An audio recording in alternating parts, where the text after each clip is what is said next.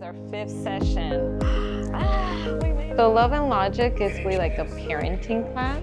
As a school psychologist, I use it a lot for my own material and I share it with teachers, but it's basically like guiding the parents in how to do some love and care and like guiding them with different things. So we kind of show them like how to support their children, become autonomous, make their own responsible decisions from a very young age, and how to problem solve. You know, we just wanted to try to be better parents.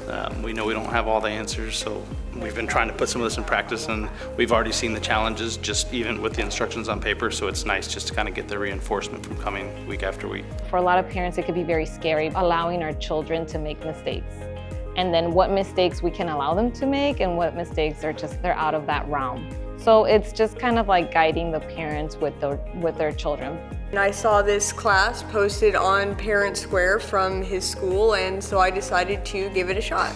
I've definitely got a lot out of it. You know, as a mom struggling with mental health issues, I do realize that there's a lot of aspects I could be a lot more gentle on. During some sessions, we've had parents, like, they know that this is a safe space, so they've also shared their stories of like, hey, you know, like, I'm struggling with my teenager and I don't know if this applies to them. It absolutely applies to them. So Mariana's gonna be the parent, Yes. and I'm gonna be the child. It's like I've had some parents ask me, can I really use this in any situation? And I'm like, yeah, of course you can.